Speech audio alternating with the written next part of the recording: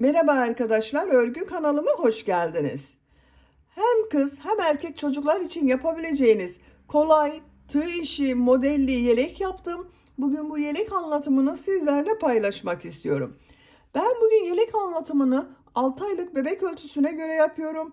Siz bu yeleği yeni doğan bebek için yapabilirsiniz. Her yaş çocuklarınıza yapabilirsiniz. Yetişkinler için de uygun bir model. Yelek örgüsüne yakadan zincir yaparak başlıyoruz. Siz bu yeleği yeni doğan bebek için yapmak istiyorsanız benimle aynı sayıda başlayabilirsiniz.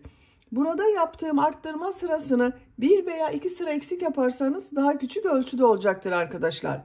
1 sıra eksik yaparsanız 3 aylık bebek için olur. Daha küçük olmasını istiyorsanız 2 sıra eksik yapabilirsiniz. 1-2 yaş arası çocuk için yapmak istiyorsanız bu başlama zincir sayısını benimle aynı sayıda başlayabilirsiniz veya bu zincir sayısını 8-10 zincir fazla başlayabilirsiniz. Ön bölümleri birer trabzan, kol ve arka bölümü ikişer trabzan fazla yapabilirsiniz. Arttırma sırasını da benim yaptığımdan bir sıra fazla yaparsanız 1-2 yaş arası çocuklarınız için olur. Bu yelek örgüsünde iplik olarak bu ipliği kullandım. 100 gram iplikte 250 metre var. Orta kalınlıkta bir iplik bu arkadaşlar. Diğer renkli iplik olarak da yine aynı kalınlıkta iplik kullanmayı tercih ettim. İplik markası söyleyemiyorum. İplik markasını buradan söylememiz yasak.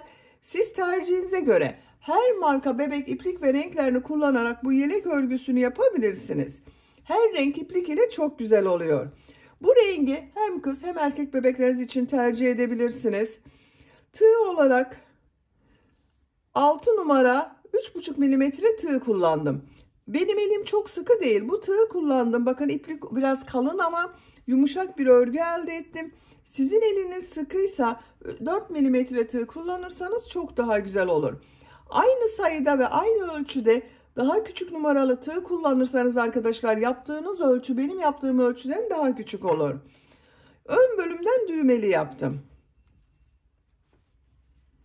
Bakın yaka bölümünün buraya 4 düğme iliği yaptım. Karşısına düğmeler diktim.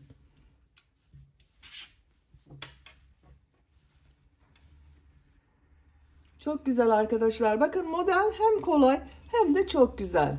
Herkes yapabilir bir modeli. Ölçülerini videonun sonunda ölçüyorum. Oraya bakabilirsiniz. İplik tığı hazırlayalım. Hep birlikte bu kolay ve güzel yelek örgüsüne başlayalım. Örgü kanalıma abone değilseniz abone olmayı unutmayın lütfen. Örgü kanalıma abone olmak ücretsiz. Hepinize kolay gelsin. İyi çalışmalar. Örgüye yakadan zincir yaparak başlıyoruz. İlk ilmeği ben bu şekilde yapıyorum.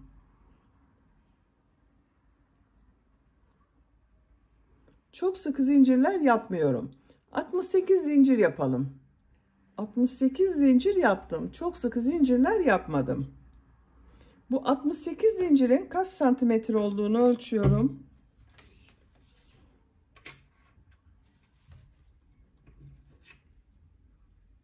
...30 santimetre zincir uzunluğu var. Elimin sıklığına göre 30 santimetre için ben 68 zincir yaptım. Sizin elinizin sıklığına bu zincir sayısı daha az veya daha çok olabilir. Daha büyük çocuk için yapmak istiyorsanız bunu 8-10 zincir fazla başlayabilirsiniz. 3 zincir dönüş için yapıyorum. 1, 2, 3 ilmek atlıyorum. Bu ilmeğe trabzan yapıyorum. 9 trabzan yapacağız. Bu 3 ilmek atladığımda bir trabzan. 1, 2, 3, 4, 5, 6, 7, 8, 9. 2, 4, 6, 8, 9 trabzan oldu. Bu ilmeğe arttırma yeri için bir trabzan, 2 zincir, bir trabzan yapıyorum. Bakın aynı ilmek içine yaptım. Burada bakın bu arttırmayla birlikte 2, 4, 6, 8, 10 trabzan oldu. 14 trabzan yapıyorum. Kol bölümü için yapıyoruz arkadaşlar bu trabzanı. 14 trabzanı yapalım. 14 trabzan yaptım. Arttırma yeri için bu ilmeğe bir trabzan, 2 zincir, bir trabzan yapıyorum. Bakın bir arttırma burada, bir arttırma burada yaptık. Toplam 2, 4, 6, 8, 10, 12, 14, 16 trabzan oldu kol bölümünde arkadaşlar. Diğer ilmeklere trabzan yapıyorum. 18 trabzan yapıyorum. Siz burayı kaç trabzan yaptıysanız burası 2 katı olacak arkadaşlar. Ben 9 trabzan yaptım. Buraya 18 trabzan yapıyorum. 18 trabzanı tamamlayalım. 18 trabzan yaptım. Arttırma yeri için bu ilmeğe bir trabzan, 2 zincir, bir trabzan yapıyorum. Bakın burada 20 trabzan oldu. Kol bölümü için 14 trabzan yapıyorum. 14 trabzanı yapalım. Kol bölümü için 14 trabzan yaptım. Arttırma yeri için bu ilmeğe bir trabzan, 2 zincir, bir trabzan yapıyorum. 9 trabzan yapıyorum.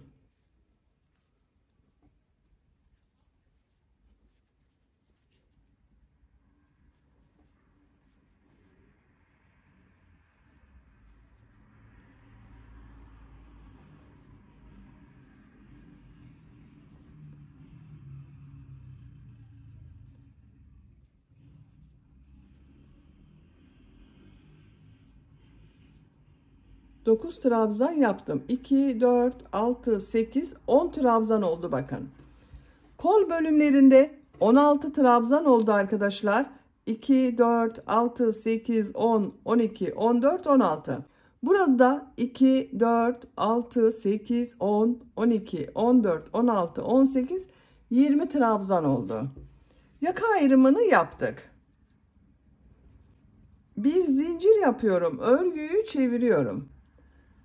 İlk ilmeğe trabzan yapıyorum. Bakın 10 trabzan var. 10 trabzan yapıyoruz.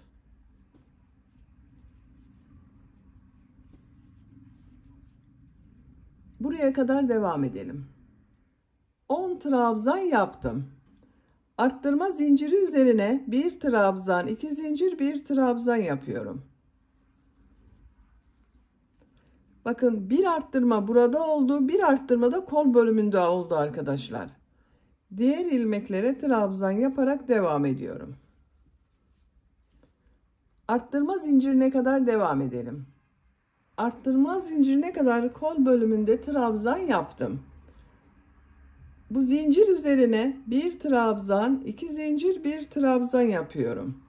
Bütün arttırma yerlerinde bir trabzan, 2 zincir, bir trabzan yapıyorum. Diğer ilmeklere trabzan yapıyoruz. Buraya kadar devam edelim.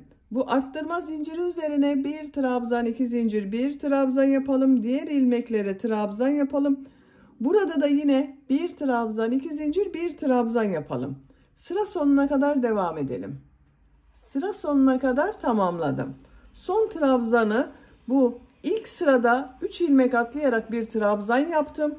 Bunun bakın 3. ilmeğe trabzan yapıyorum. 2, 4, 6, 8, 10, 11 trabzan var. 3. sıradayım. Bir zincir yapıyorum. Örgüyü çeviriyorum. Her ilmeğe trabzan yapıyorum. Arttırma zincirine kadar devam edelim. Arttırma zincirine kadar trabzan yaptım.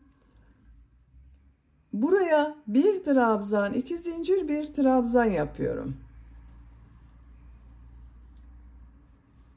Diğer ilmeklere trabzan yapıyorum. Bakın arkadaşlar, Bu arttırma yerlerinde bir trabzan, 2 zincir, bir trabzan yapalım. Diğer ilmeklere trabzan yapalım. Sıra sonuna kadar devam edelim. Sıra sonuna kadar tamamladım. Son ilmeğe de trabzan yaptım. 3 sırayı bitirdik. Bakın yaka şekli bu şekilde görünüyor arkadaşlar. 4. sıradayım. Bir zincir yapıyorum. Örgüyü çeviriyorum. Trabzan yapıyorum. Arttırma yerine kadar devam edelim. Arttırma zincirine kadar trabzan yaptım. Zincir üzerine bir trabzan, 2 zincir, bir trabzan yapıyorum. Diğer ilmeklere trabzan yapıyorum.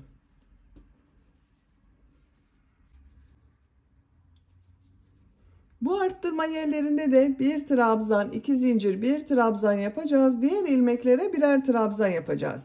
Arkadaşlar bakın burada ve burada her sırada bir arttırma oluyor. Bakın sadece burada kol bölümlerinde ve bu bölümde bakın bir arttırma burada, bir arttırma burada oluyor. Kol bölümünde de bir arttırma burada, bir arttırma burada. Her sırada 2 arttırma oluyor. Roba bölümünün örgüsü bu şekilde arttırmalar yaparak devam edeceğiz. 1, 2, 3, 4 yerde bir trabzan, 2 zincir, bir trabzan arttırma yapalım. Diğer ilmeklere bir trabzan yapalım. Yapacak olduğunuz çocuğun büyüklüğüne göre bu arttırmalar yaparak robanın örgüsüne devam edelim.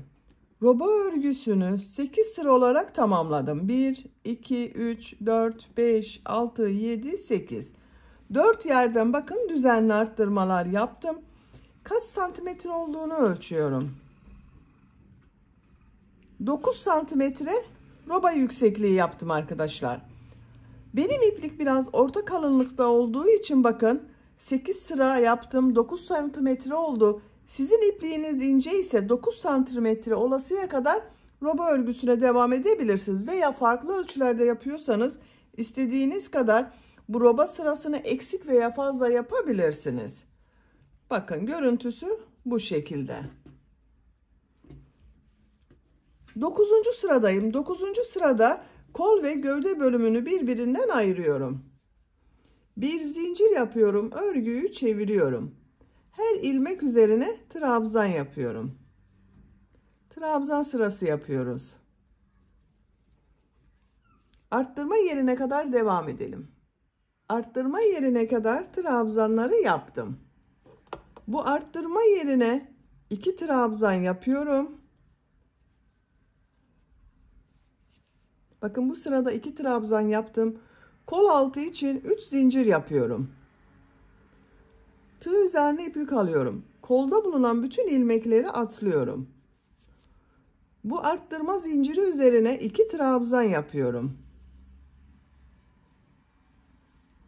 Bakın 3 zincir ile ön ve arka bölümü birleştirdik. Diğer ilmeklere trabzan yaparak devam ediyorum. Buraya kadar devam edelim. Buraya kadar trabzan yaptım. Arttırma yerine 2 trabzan yapıyorum.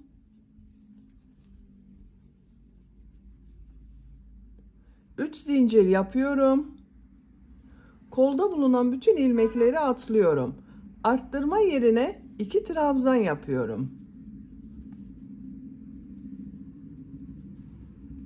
Bakın burada da ön ve arka bölümü birleştirdik. Diğer ilmeklere trabzan yaparak devam ediyorum. Sıra sonuna kadar devam edelim. Sıra sonuna kadar tamamladım. Bu sırada bakın kol altında zincirler yaparak ön ve arka bölümü birleştirdik.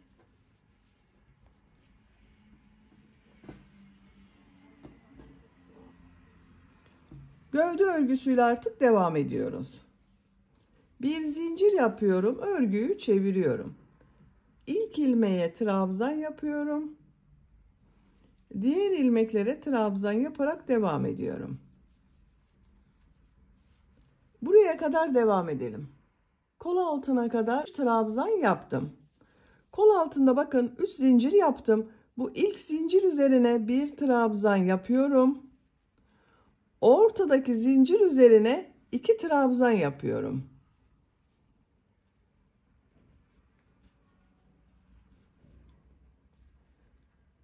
Son zincir üzerine bir trabzan yapıyorum. Siz gövde bölümünün biraz daha geniş olmasını istiyorsanız bu üst zincir üzerine de ikişer trabzan yapabilirsiniz. Diğer ilmeklere trabzan yaparak devam ediyorum. Buraya kadar devam edelim. Diğer kol altına kadar trabzan yaptım. İlk zincir üzerine bir trabzan yapıyorum. Ortadaki zincir üzerine 2 trabzan yapıyorum.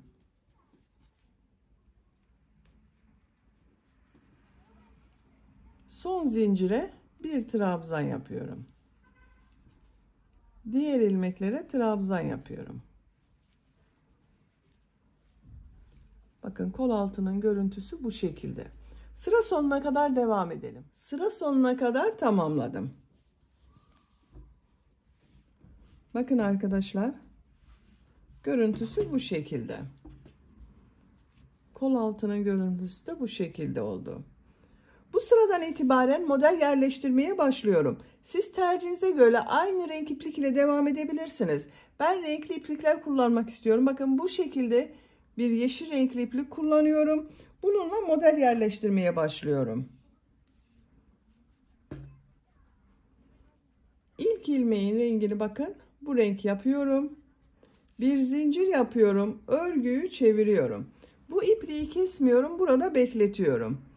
İlk ilmeğe sık iğne yapıyorum. Tığ üzerine iplik alıyorum. Bu ilmeğe trabzan yapıyorum. Bir sık iğne, bir trabzan yapıyoruz bu sırada. Sık iğne yapıyorum. Trabzan yapıyorum. Sık iğne yapıyorum. Trabzan yapıyorum.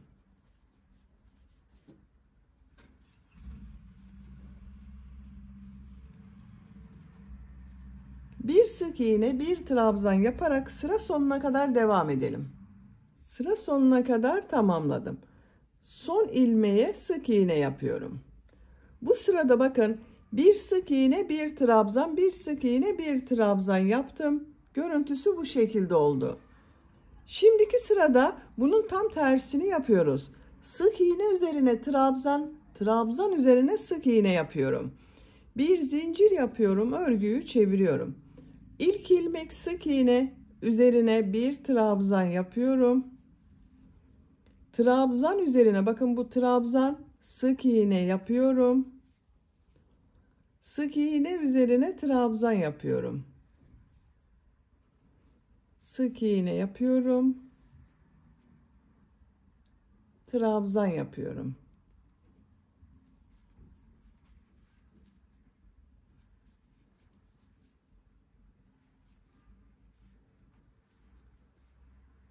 Sıra sonuna kadar devam edelim. Sıra sonuna kadar tamamladım. Son ilmeğe trabzan yapıyorum. Bakın bu sırada sık iğne üzerine trabzan, trabzan üzerine sık iğne yaptık.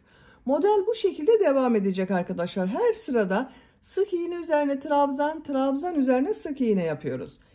İplik rengini değiştiriyorum burada. Bakın bu renk ipliği bekletiyordum. İlmek rengini bu renk yapıyorum. Siz istediğiniz renk sıralaması yapabilirsiniz. Bir zincir yapıyorum, örgüyü çeviriyorum. İlk ilmek trabzan, trabzan üzerine sık iğne yapıyorum. Sık iğne üzerine trabzan yapıyorum.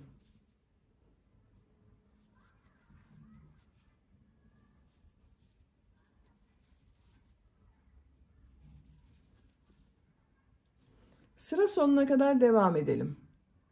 Sıra sonuna kadar tamamladım. Sıra sonunda sık iğne yapıyorum. Bir zincir yapıyorum. Örgüyü çeviriyorum. Sık iğne üzerine trabzan yapıyorum. Trabzan üzerine sık iğne yapıyorum.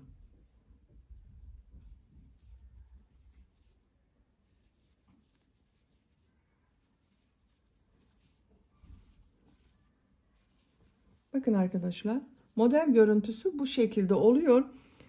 Bu sık iğne üzerine trabzan, trabzan üzerine sık iğne yaparken şaşırmamaya dikkat edelim arkadaşlar. Eğer bir yerde yanlış yaparsanız görüntüsü farklı olabilir. Bakın gövde bölümünün örgüsü bu şekilde devam edecek. Çok kolay, gördüğünüz gibi sık iğne üzerine trabzan, trabzan üzerine sık iğne yapıyoruz. Renk sıralamasını tercihinize göre istediğiniz gibi yapabilirsiniz. Tek renkli yapabilirsiniz, iki renkli yapabilirsiniz, 3-4 renk. Artık iplerinizi kullanmak için güzel bir model arkadaşlar. İstediğiniz renk sıralamasıyla model sırasını tekrarlayarak gövde örgüsüne devam edelim. Gövde yüksekliğini yapacağım ölçüye göre tamamladım. Kol altından sayıyorum. Bakın bir sıra trabzan sırası yaptım. Model sırasını 2, 4, 6, 8, 10, 12, 14, 16, 18, 20, 21. Bir sırada trabzan sırası 22 sıra yaptım arkadaşlar. Siz tercihinize göre 1-2 model sırası devam edebilirsiniz. Burada bitirmiyorum. Buradan itibaren bu uç bölümde bir düz bir ters örgüler yapacağız. Ben bu renk iplik ile yapmayı tercih ediyorum. Siz tercihinize göre diğer renkli iplik ile yapabilirsiniz. Bir zincir yapıyorum. Örgüyü çeviriyorum. İlk ilmeğe trabzan yapıyorum. Bütün ilmekler üzerine trabzan yapıyorum. Trabzan sırası yapıyoruz.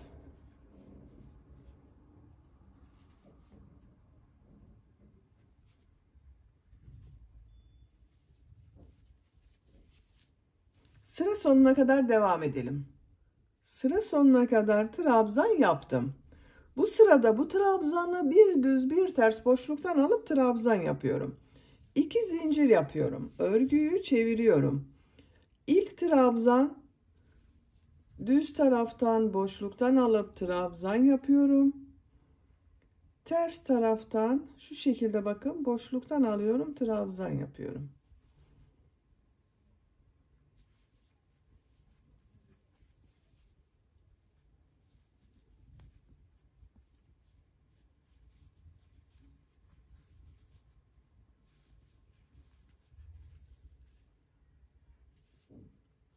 Sıra sonuna kadar devam edelim. Sıra sonuna kadar tamamladım. Son trabzan üzerine trabzan yapıyorum. 2 zincir yapıyorum. Örgüyü çeviriyorum.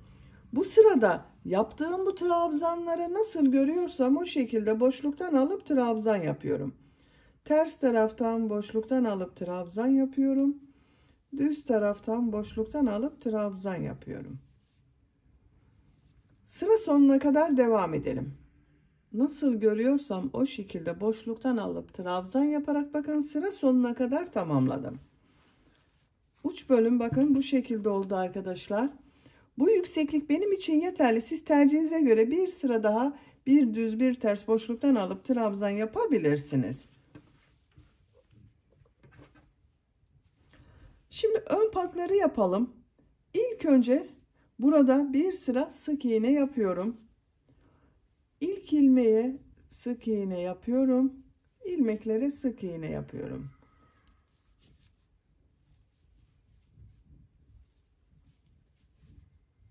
Sık iğne sırası yapıyoruz. Yaka başlangıcına kadar devam edelim. Yaka başlangıcına kadar sık iğne yaptım. Şimdi bu sık iğneler üzerine tekrar sık iğne yapacağız. Düğme ilikleri de yapacağız arkadaşlar. İlk önce düğme iliklerinin yerlerine işaret yapıyorum. İlk düğme iliğini bu yaka başlangıcına yapıyorum. Ben göz kararı yapıyorum. Siz tercihinize göre burada yaptığınız sık iğneleri sayarak mesafeyi ayarlayabilirsiniz. İkinci düğme iliğini bakın buraya yapıyorum. Üçüncü düğme iliğini bu araya yapıyorum.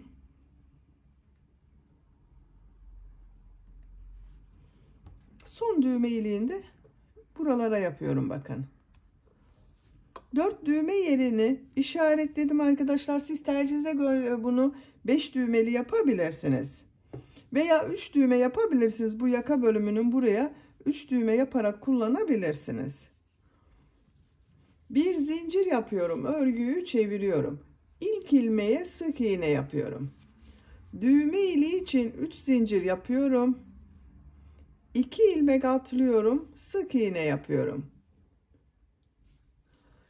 Diğer düğme iliğine kadar kaç sık iğne yaptığımı sayıyorum. 1 2 3 4 5 6 7 8 9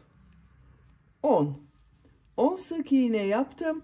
Düğme iliği için 3 zincir yapıyorum. 2 ilmek atlıyorum. Sık iğne yapıyorum. Bu iki düğme iliği arasına kaç sık iğne yaptıysanız buraya da aynı yapacağız. 10 sık iğne yapıyorum.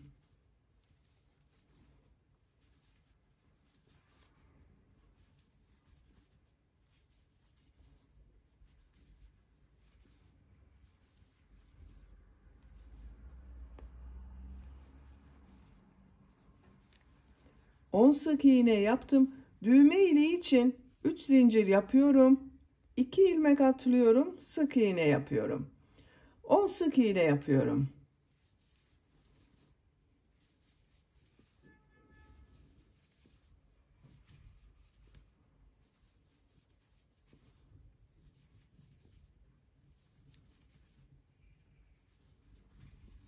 Sık iğne yaptım. Düğme iliği için 3 zincir yapıyorum.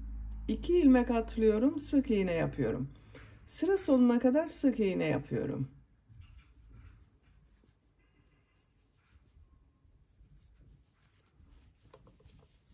Bakın 4 düğme iliğinin yerlerini belirledik.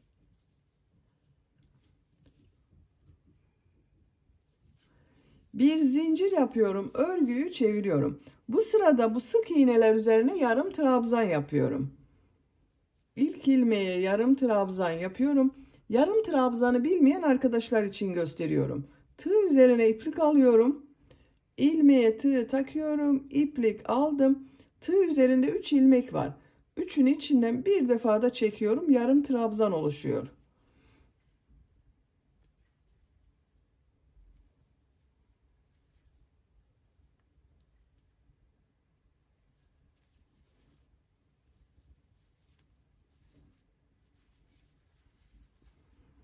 Düğme iliğine kadar yarım trabzan yaptım. Bu zincir üzerine 2 yarım trabzan yapıyorum. Burada 2 ilmek atladım. Bakın buraya 2 yarım trabzan yaptım. Diğer ilmeklere yarım trabzan yapıyorum. Düğme iliği daha belirgin oldu.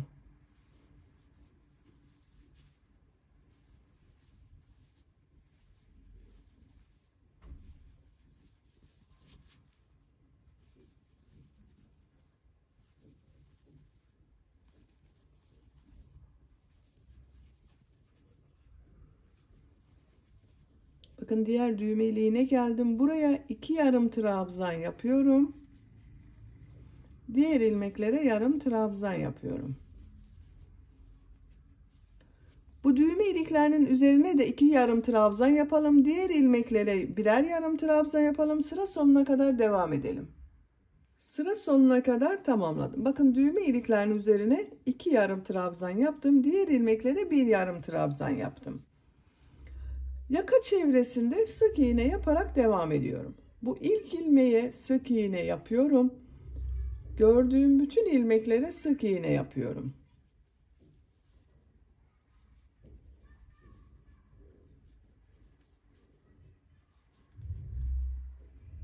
Sıra sonuna kadar devam edelim.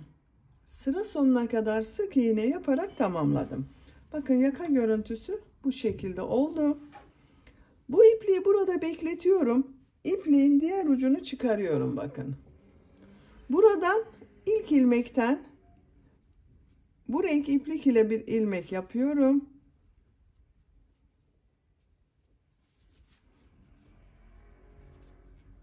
Sık iğne yapıyorum. Diğer ön patta yaptığımız gibi sık iğneler yapıyoruz. Sıra sonuna kadar devam edelim. Sıra sonuna kadar sık iğne yaparak tamamladım. Bir zincir yapıyorum, örgüyü çeviriyorum, sık iğne sırası yapıyorum. Sıra sonuna kadar devam edelim. Sıra sonuna kadar tamamladım. İpliği kesiyorum.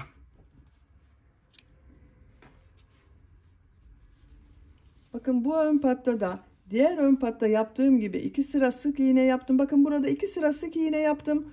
Üçüncü sırayı yarım trabzan yaptım. Burada da aynı yapıyoruz.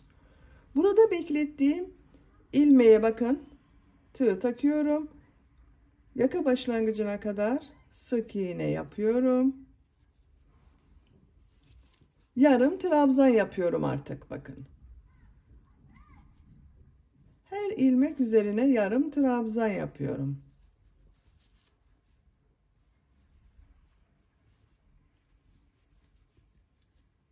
Sıra sonuna kadar devam edelim. Sıra sonuna kadar tamamladım. İpliği kesiyorum. Son sıra olarak bakın bir sıra yarım trabzan yaptım.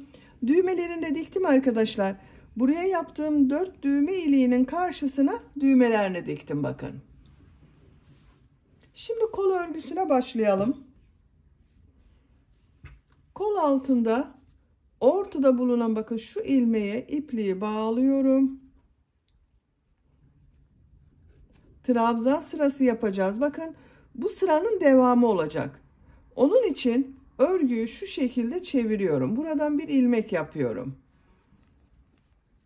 Kol bölümü için bu arttırma yerine 2 trabzan yapıyorum. Bakın gövde bölümünde de 2 trabzan yaptım. Burada da 2 trabzan yapıyorum. Diğer ilmeklere trabzan yaparak devam ediyorum. Trabzan sırası yapıyoruz.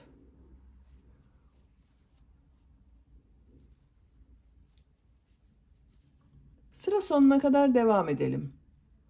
Sıra sonuna kadar trabzan yaptım. Kol için arttırma yerine 2 trabzan yapıyorum. Kol altında bulunan bu ilmek ile ilmek kaydırma yaparak sırayı birleştiriyorum. 2 zincir yapıyorum.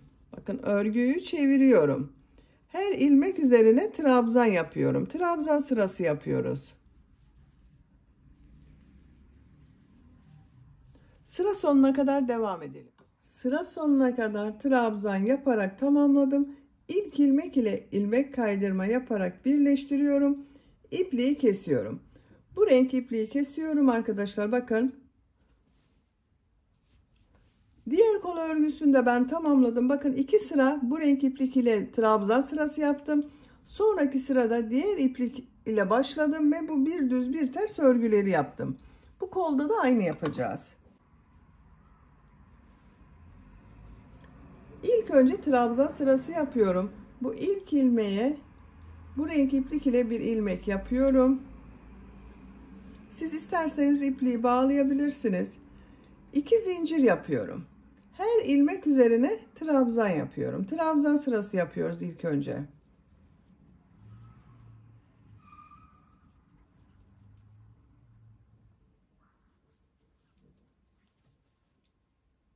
Sıra sonuna kadar devam edelim. Sıra sonuna kadar trabzan yaparak tamamladım. İlk ilmek ile ilmek kaydırma yaparak sırayı birleştiriyorum. Bu renk iplik ile bir sıra trabzan sırası yaptım. Bu sırada bu trabzanları bir düz bir ters boşluktan alıp trabzan yapacağız. Bakın görüntü bu şekilde olacak. 2 zincir yapıyorum. İlk trabzan düz taraftan boşluktan alıp trabzan yapıyorum. Ters taraftan boşluktan alıp trabzan yapıyorum.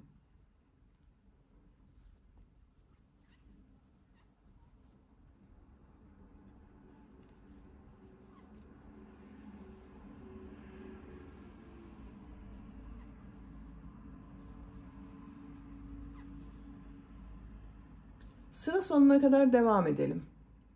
Sıra sonuna kadar tamamladım. Son trabzan düz taraftan boşluktan aldım, trabzan yaptım. İlk ilmek ile ilmek kaydırma yaparak sırayı birleştiriyorum. Sıra başında yaptığım 2 zincir ters tarafta görünen trabzan oldu. 2 zincir yapıyorum. Bu sırada bu yaptığım trabzanları nasıl görüyorsam o yönde boşluktan alıp trabzan yapıyorum.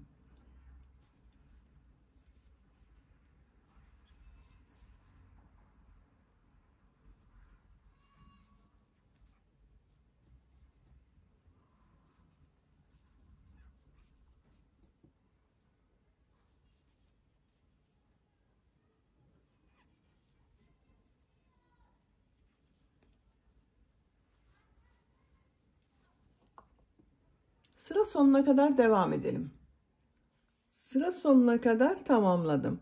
İlk ilmek ile ilmek kaydırma yaparak sırayı birleştiriyorum. İpliği kesiyorum.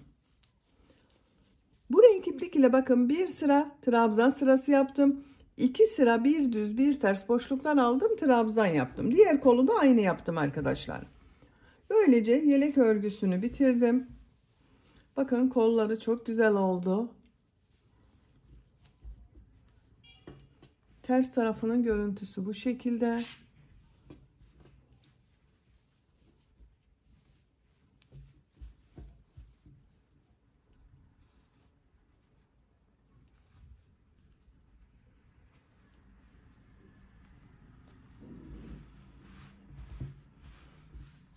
Bitmiş olarak ölçülerini söylüyorum. Kol altının buradan gövde genişliğini ölçüyorum. 26 santimetre. Gövde yüksekliğini ölçüyorum. 20 santimetre. Omuzdan tam yüksekliği ölçüyorum. 30 santimetre. Kol yüksekliğini ölçüyorum. 14 santimetre kol yüksekliği var. 6 aylık bebek için yaptım, bu ölçüde oldu arkadaşlar. Sizin bebeğiniz kilolu bir bebekse 3 aylık bebek için olur. Bakın çok güzel modelde. Beni dinlediğiniz ve izlediğiniz için hepinize çok teşekkür ederim. Örgü kanalıma abone değilseniz abone olmayı unutmayın lütfen. Örgü kanalıma abone olmak ücretsiz. Sizlerle yeni örgülerde görüşmek dileğiyle. Hoşça kalın, sevgiyle kalın.